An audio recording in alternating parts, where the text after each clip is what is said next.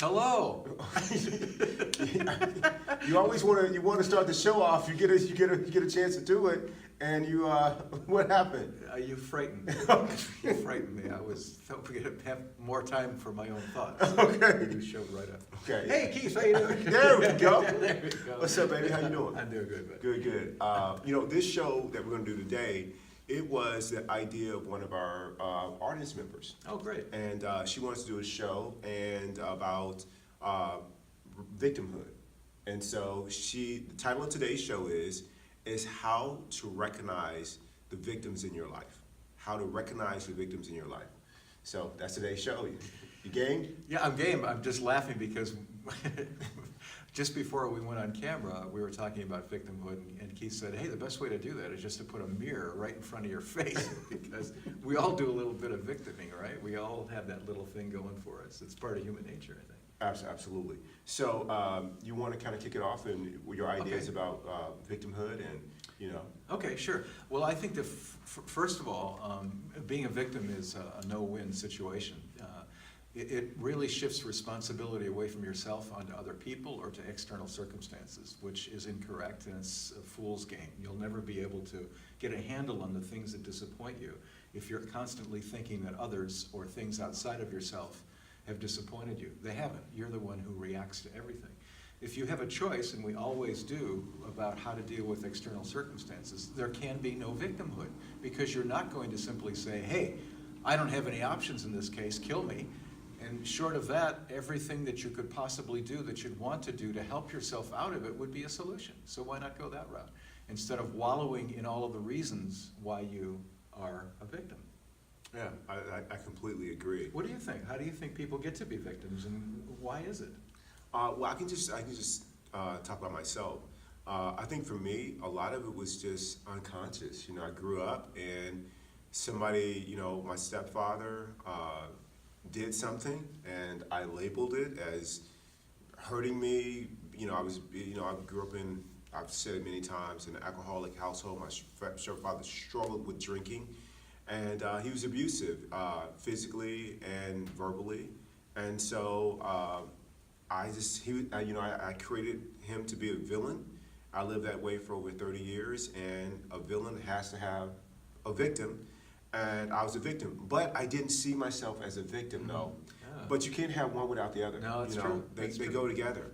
And so why did I do it? I needed someone to blame for what I was feeling inside.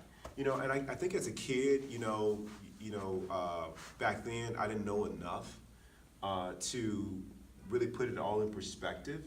I didn't know the lessons that came with that or how that could help me become internally strong. And I think a strong adult figure in my life to help me make sense of that would have helped. My mom was great in that whatever abuse that was going on at home, she didn't allow it to prevent her from living life and continue to do her duties as a parent.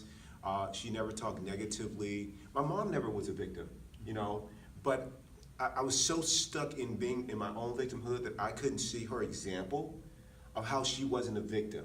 Like, it didn't stop her from doing her duties as a mom, of going to work every day, providing for us, of being positive, to making sure that, that we were okay. It never got in the way of that. And the real way that I know she wasn't a victim, above doing what a parent feels like they got to do, is that she never said anything about my stepfather that was negative, that influenced our opinion of him.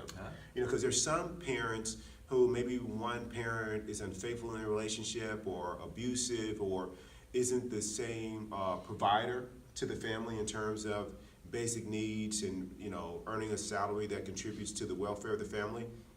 And one parent makes them wrong for doing that, and so that's how the whole he's a villain or she's a villain, the other person is a victim. My mom never did that. Even my stepfather didn't bring a full paycheck home She never like went off and carried on. She didn't do any of that. And so I had a great example of it, but man, I was so deep in that villain, you know, of him being a villain and me being a victim, that I wasn't able to learn from this amazing example that she was setting for me. It wasn't until a long, long time later, you know, with Landmark, that I was able to like recognize that I was making him a victim. And I mean, I was making myself a victim and him a villain. Yeah, I think that part of what we do in our culture is we love to find people to blame for things, because that takes the responsibility away from ourselves. And sometimes other people are gratuitously violent. They're gratuitously, without cause, I mean, without provocation. They're just a way that's negative. And it's true, they are to blame for causing situations that you find distasteful. But you always have the choice about whether you're going to go down that road or not. You can always decide, hey, okay, that guy's a jerk. That's where he's at in his path in life. And you don't have to take anything more from it than that. Just that observation that that person has done something or not done something that you don't care for. You don't have to wallow in it. You just acknowledge it and move on. But instead, what we do is we like to have this long history of blame, of long history of all of the wrongs that have been done to us, and therefore I'm this way. You know, I'm fat because you never call me, and then I have to eat, and I get so tired, it's all your fault. You know, I mean, seriously, come on, really. I mean, that's a bad example, but the idea is that to the extent that we're looking for somebody else to blame, we're going to always remain in victimhood. At some point, you just have to say, look, these are the conditions under which my life operates. These things have happened to me, so what? Let's move on. Right, I completely agree. And in some ways, I've had no compassion, you know, just like you said, like, listen, take responsibility. This is where life is, this is where you are, this is how your parents were, this is what happened at work that wasn't fair. Dude, like, focus on what you can do about it. Like, I've been that way in other places. As I got older, and worked on myself a lot more, I have more compassion about it. Like, I'm just trying to be loving and just trying to cut to the chase. And the chase for me is what result do you want to produce? Like, how do you want to experience life? Who do you want to be? And once you can articulate what that is, the next question is does being a villain or a victim serve the purpose of you getting that? It just comes down to that. And I got to the point to where I wanted to effectively be a contribution to other people's lives, and me carrying on this disdain and this contempt for my stepfather was in the way of me being really open, me being loving, especially in my relationships with a partner, that I had to make a choice of whether or not carrying that forward was going to work for me, or was I going to continue to have, you know, bad relationship experiences and really impact my partner from getting the best of me. And once I made that choice, I was like, man, I took the cloak off, you know, dropped the cape. I was no longer a victim, and I was able to do that. And I think that's what happens with, at least it happened in my case, and I think for some other people, is that they don't ask themselves that next question. Does this serve me if this is what I want? Does it help me? You want to be fit and strong? Does eating what you're eating serve you? If it doesn't, change. Or does blaming somebody for For your it. overeating? Yes. You know, my husband doesn't understand me, give me some cake. That's my comfort food. That's my drug of choice. Exactly. Too bad. I mean, if your husband doesn't understand you, work on that, but don't be a victim about it. Exactly. You know, my wife is always complaining all the time, so I go out and hang out with my friends so I can get a break. You know what? You know, so she's the villain and you're the victim. Whatever the case may be, or you know, my parents, you know, they don't understand me, and they're always putting these rules in place and making me, you know, I had a hard childhood growing up, and you know, they never said I love you, or like they didn't understand me or give me a break. I had to be this perfectionist, and you blame them for the path you've taken, and your life is off track as a young person, you know, growing up. You know, it's like, again, do you want to be your idea of happy or successful? If it is, then you have to give those up. So, you know, we were talking off camera, and I told you that, you know, I'm a big believer that, at least for me, there are no victims and there are no villains. Now, that's not to say that people don't do bad things that hurt other people. That's a completely different conversation. What I'm saying is for you or to allow your ego to create other people to be villains and for you to take on the identity as a victim, is it serving you? So I'll give you a couple examples. Well, I'll give you one that we all know about. Nelson Mandela. He's in prison for 27 years for something he didn't do. At the end of his term, in the middle of his term, and from that point forward to his release, the way that the prison guards described him was gentle, kind, unconditionally loving, and forgiving, like the greatest person that they'd ever been around. Now, he didn't go into prison that way, but something happened along the way that he transformed. What was it? And like the guards didn't change. They still put him in solitary confinement, still withholding food from him. There's still the assaults that are going on. All this stuff is going on. They didn't change. What happened? He changed. He said for him to survive this prison experience, to have inner peace, to be his higher self, to elevate himself, he had to give up calling them, describing them as villains, and he had to give up the identity of being a victim. So for me to be happy, I've got to lose those descriptions of other people and that identity for myself. If that's what I really want, there can be no villains and I cannot be a victim. It cannot happen. You can't have both. And so for me, it's just a straight line. This is what I want. This definition, these chains, they are not going to allow me to experience that. And so I give it up. Yeah, and that's not who I am. That's not who any of us are. We're not haters in our hearts. We love. And part of the reason that we feel like we're victims is that we're not understood and we're not getting love. Well, that isn't your call. Whether you're loved or not, it's really somebody else's call, right? I mean, that's the definition of other people loving you. So you have to have self-love to begin with. And then I think when you have a bit of that, it goes a long way to erasing this notion that you have to get other people to agree that you've been hurt and you have a right to be hurt and the other person is wrong. All that is the wrong path and it's dead end, and it'll just lead to more and more suffering for you. Absolutely. You know, I'll give you another example. I want to hear one of yours. Is like, let's take on like race. You know, when I grew up in the South, you know, being African American, you know, I was super present to, you know, the differences in how, you know, white people were treated, black people were treated. I was, and that's what I focused on. That was what my senses were heightened to, because I grew up in a culture to where black people were victims and white people were villains. Even when people were nice to me, they were exceptions to the rule, and everyone else who I didn't know, who were strangers, I painted them with this broad brush that they were villains in some way, and that black people were villains. Now, if you'd asked me was I a victim, I'd be like, no, I'm not a victim. I'm a survivor. I'm a conqueror. Like, I'm a rise above all this. Man, that's nonsense, because if you looked at how I was living my life, I had no inner peace. I saw racism all around me, and for most people, it may be sexism that you see. It may be religious persecution. Whatever someone else is a villain, then you're playing the victim role. Otherwise, you wouldn't be able to identify them that way. And so this is the role I was playing. So I was fortunate to go to the military, and I was able to get some experiences in other parts of the country. And I was able to see like some other people of different ethnicities, and man, they were kind, they were cool. These cats taught me a lot of stuff. Cool. It was awesome, and so that was necessary for me to get out of that environment that I was in. And so now with all the things that have happened, you know, in the world, you know, particularly in the African American community with the police and things like that, I'm not denying that that doesn't happen. I've been pulled over before, you know, at gunpoint. That's happened to me and my cousin when we were 17 years old. That happened. Like, that's real.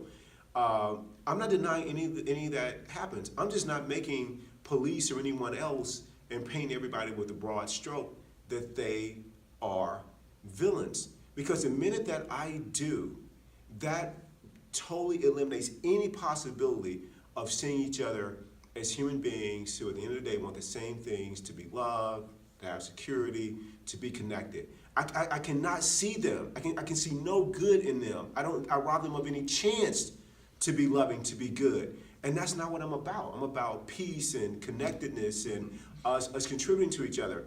So for me, I literally don't see race. Bad things happen, I get it. I'm just choosing to deal with it in a completely different way where I know that inside of that person, they're on a journey and they still, like I have, the capacity to be loving. You know, for whatever reason, they may not be expressing it right now. I can't make them express it. I'm just on my journey and I'm just trying to contribute my little good to the world. And I can't do that if I'm playing either one of those roles, victim or villain. You know, one of the things that's surprising is that you have a whole consciousness that's built around being a victim. I mean, victims tend to reinforce other victims, right? Oh, absolutely. You talk to somebody else because you're looking for agreement. Yeah, it's like you want them to be, you want an agreement. Like one of my friends along those lines contacted me like, Keith, can you believe what happened in this city? They were African American. I was like, I mean, yeah, did you hear about it? Actually, I didn't. What happened? I don't listen to the news. Why would I? There's nothing but negative coming out of that. And they were like, they wanted me to be upset about it. I'm like, no, I just don't see it this way. It's a human being who did something to another human being. It's totally unfortunate. I'm kind of like Mother Teresa. Don't invite me to a war rally. Now you having a peace rally? Sign me up. I'll be there. Like if you want to bring awareness to how we all come together, like I'm down for that. I was thinking about when someone finds themselves in a situation where they're with other people who are likely to want to be a victim and they start putting that stuff on you. One of the things that I try to do is I try to say, okay, what is it that you think is wrong here? What needs to change? Well, I think they should be kinder to me. Did you tell them that? Well, no, you don't say anything like that. People should know. No, that's really not how it works. The idea is that if you take people who are complaining about being a victim of injustice and ask them what should happen, most of the time they haven't done anything to make that happen. Whether it's standing up for your rights, whether it's doing something that would be contrary to the person who is putting this on you because it's confrontational or unloving. If you could do that, if those people could take those steps to speak up for themselves and do that, there would be a lot less of the victimhood. But really, victimhood is not about confronting somebody and being wrong and losing a battle. It's about, I should not have gone through all of that terrible suffering. Right.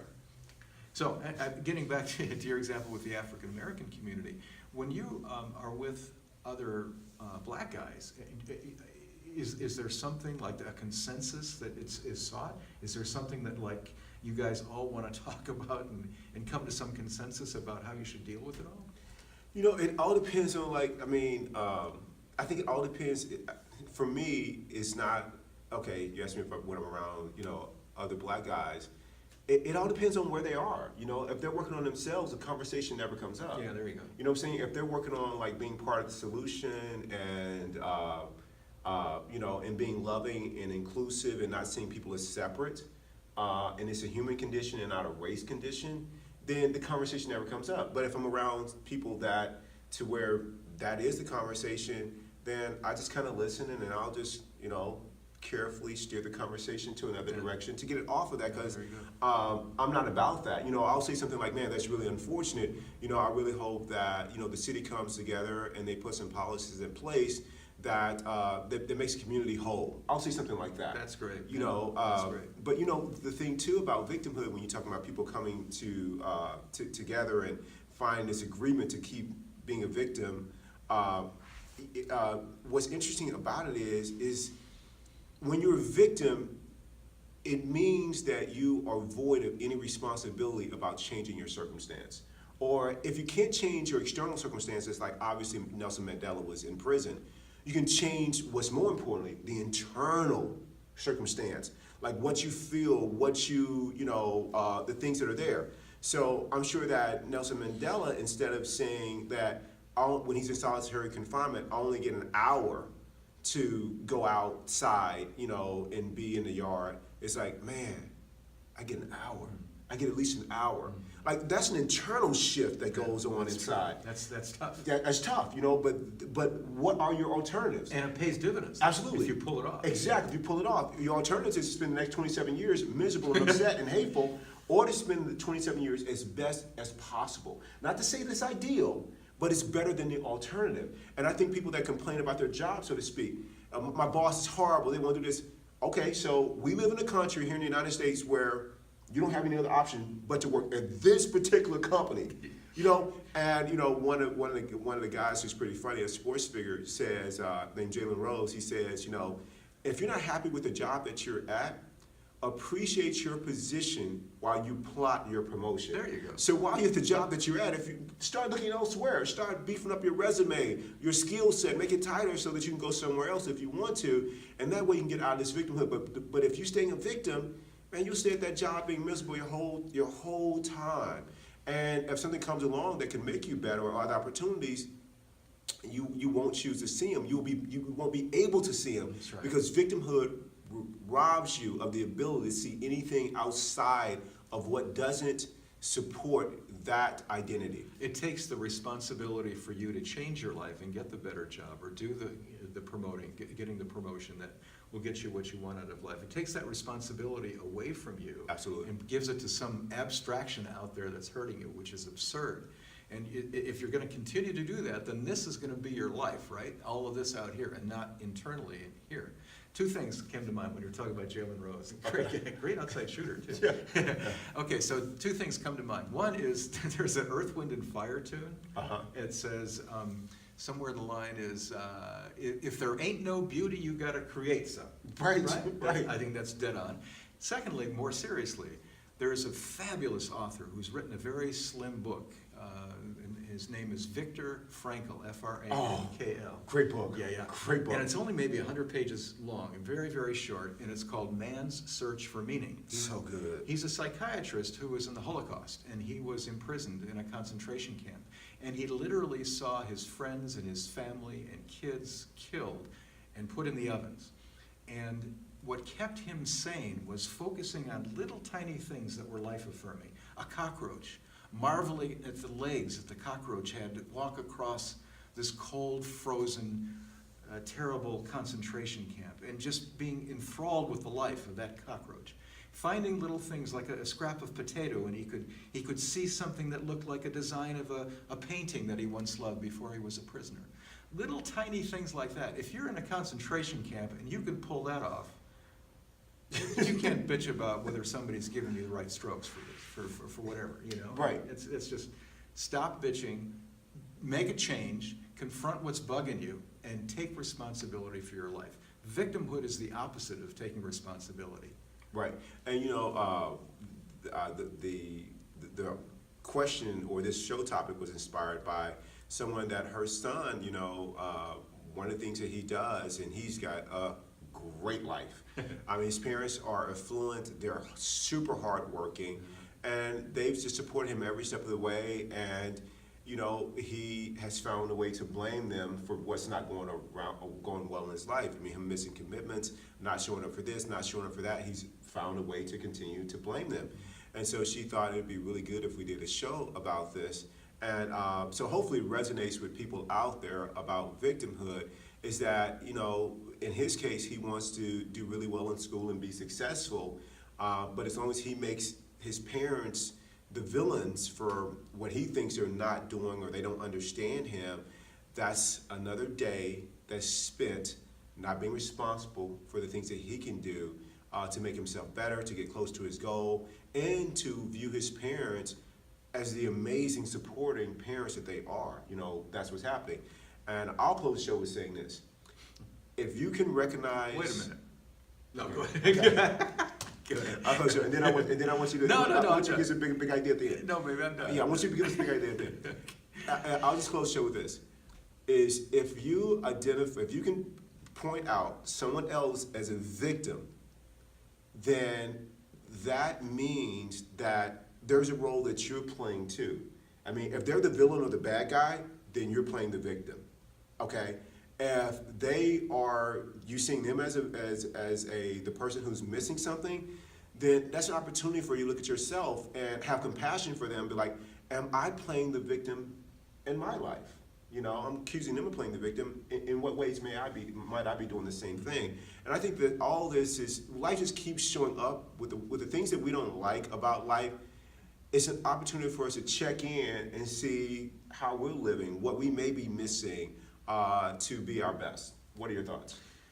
Well, back to the responsibility issue. If you're always focused on things that are hurting you or things outside that you're not willing to confront and change, then the reason for your failure in life is always going to be something external to you. So being a victim is partly an exercise in self-preservation, because we don't find fault with ourselves, we find fault with things outside of ourselves, because we, of course, are blameless.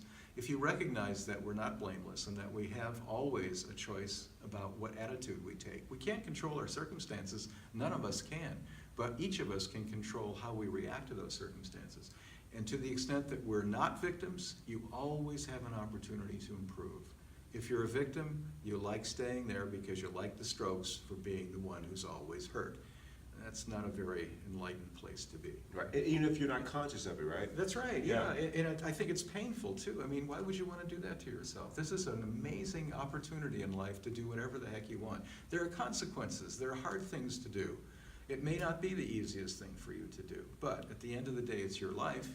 And if you don't make those changes, you'll always end up being the person in the corner who's shrouded in guilt and fear and not knowing what's going to happen in their lives because other people are in control of it.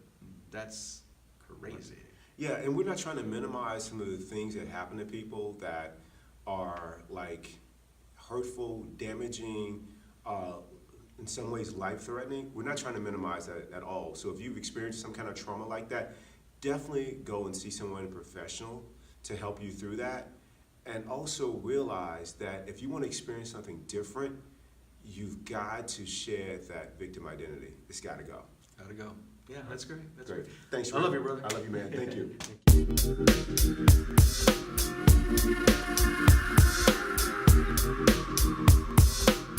Thank you.